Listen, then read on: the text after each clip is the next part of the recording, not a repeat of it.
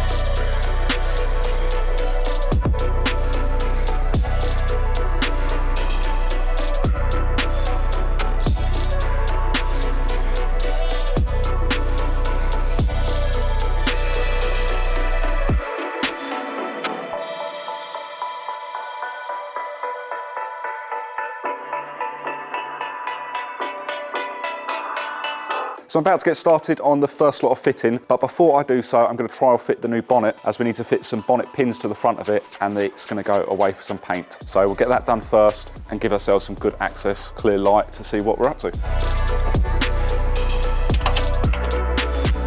So once I've got the bonnet off the car, I've got a couple other parts to switch over.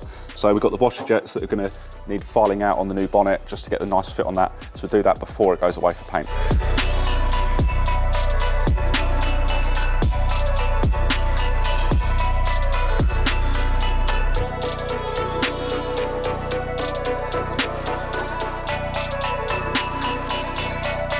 So we're just onto the wash jet removal now, and I'm going to poke the sides of these out and just get these clear before we go over to the body shop.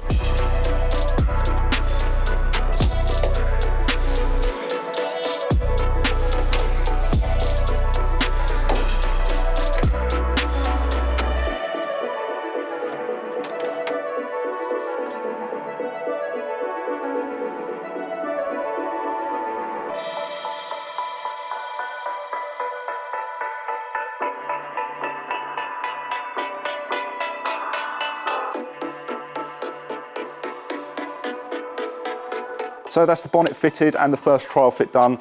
We equaled the gaps slightly, but we'll do the final fitment once it's out of paint. And once it's in paint, we're actually going to be leaving this carbon here exposed along with the centre vent as well. So it should be quite a nice contrast. We're now going to get the car onto the ramp, as the next step will be to fit the bonnet pins. And the bonnet pins we're using are push fit bonnet pins. So just push the centre and it will release off of the pin there. These pins are going to need to be mounted around this area here, and we're going to need to mark up on the back of the bonnet as to where to drill these through.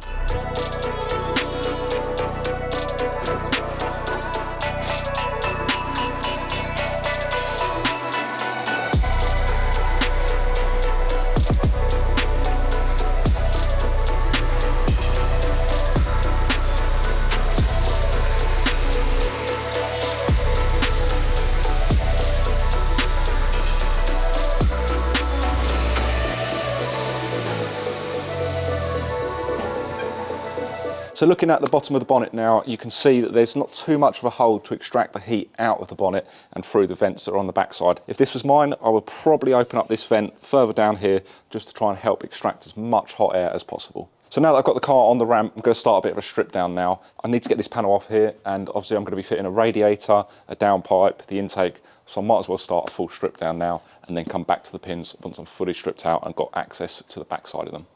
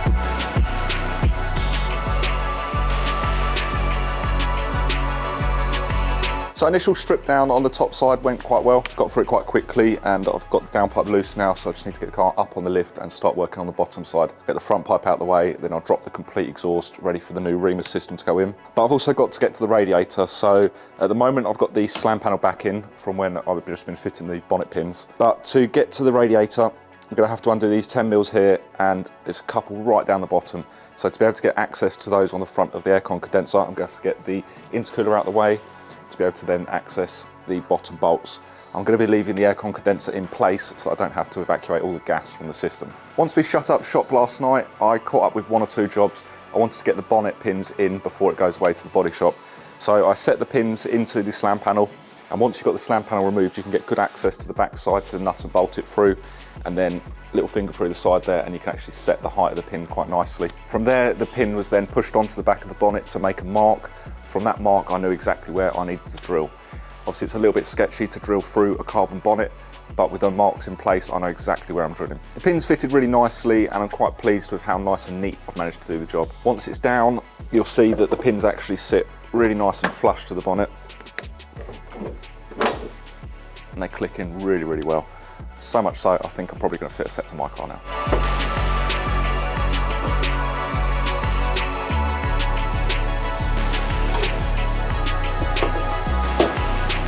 So I've obviously opened up the bonnet prop holes here as well, but I'm going to make a quick phone call to the customer and see if he wants these opened up. Again, just before it goes to paint, we want to make sure we do all this trimming beforehand, so we're not going to disturb any of the paint once it's nice and fresh. So for now, I'm going to carry on with the rest of the strip down, but we'll catch back up once we've got all the parts off the car and before I start fitting up any of the new bits.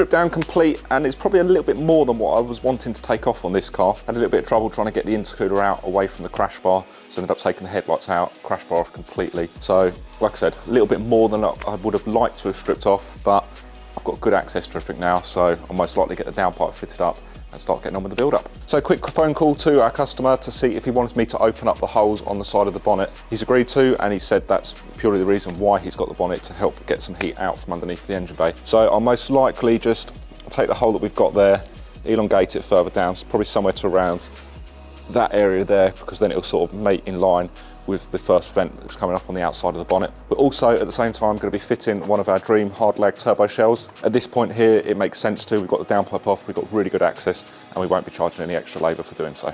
So I probably wouldn't want to come any lower at this point, because I don't want to compromise any strength around this point there. But like I say, I'll most likely come down to around this area here somewhere. I think looking at the other side, follow that outer line, and then probably open this one up.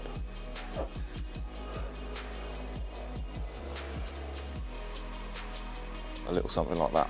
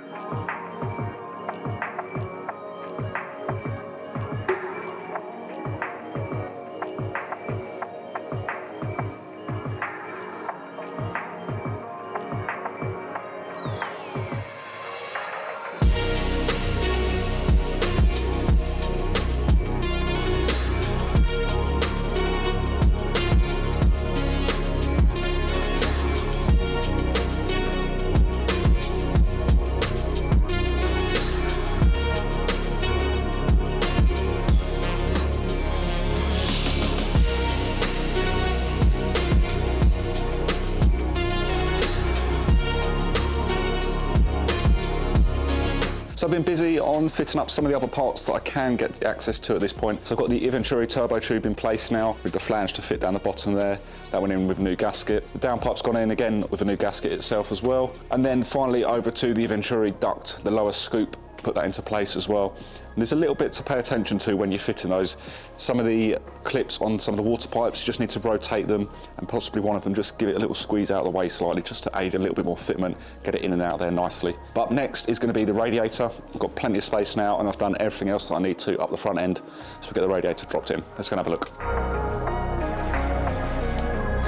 So up next is our Dream radiator. You can see as they both sit on the desk here, the overall difference in the depth. You've got a tiny little skinny radiator as standard there, over to our Dream radiator, which has got a bigger capacity and therefore going to cool a lot more efficiently.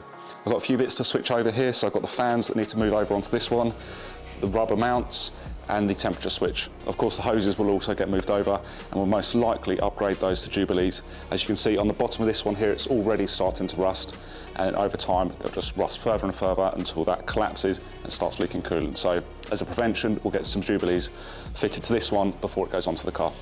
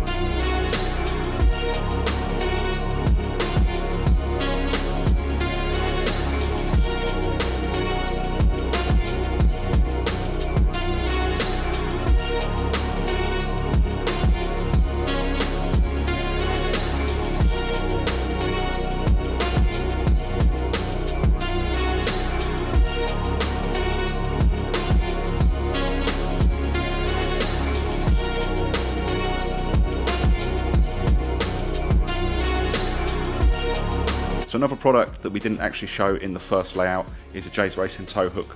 I thought I'd make the most of whilst the bumper's off and getting that fitted at this point too. So you'll see me cleaning up some of the front end and around the engine bay. I'm using Hybrid Racing's Awesome Sauce. It's effectively a quick detailer, but I found it very good for cleaning up engine bay and making plastic trims look the best. Moving on to the exhaust now, we've got the downpipe in place and we're going to be using the remus system. We've got the racing front pipe, which is the section between the cat and the steering racks just underneath the engine. That'll all slip joint onto the rest of the exhaust, up to the back box where we're going to be valve controlled, paired with carbon fibre tips, which I quite like. I think it's a good option for this exhaust. We're going to be using a valve on this exhaust system, so similar to that of the FL5, where we've got an OBD port, goes onto the OBD plug and allows us to be activated via the throttle. So the harder you accelerate, the more the valve will open. That can always be overridden by the button, which will hold us in 4 separate positions from fully closed to fully open.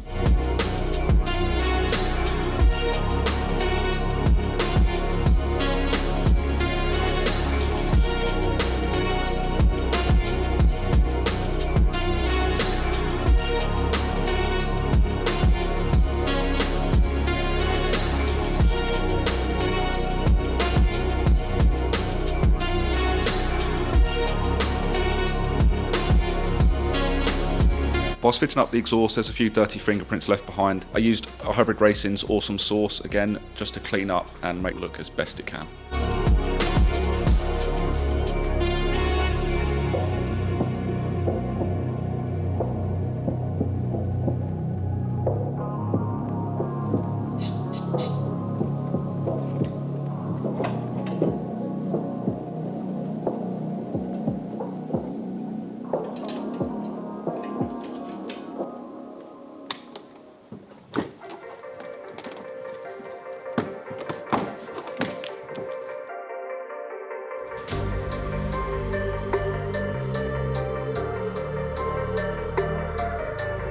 Exhaust and valve now installed, and if you remember what I said earlier about the button, it then will allow us to hold the valve in 4 different positions.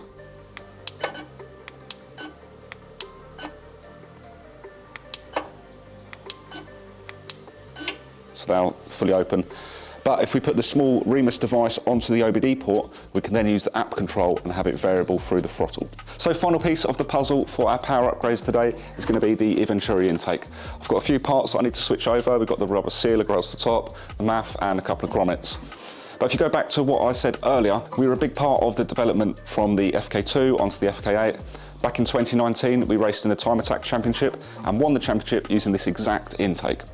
Recently, we've been working on the FL5 with Bilal from Eventuri, and we're in the final stages of the testing of the new carbon intake for the FL5.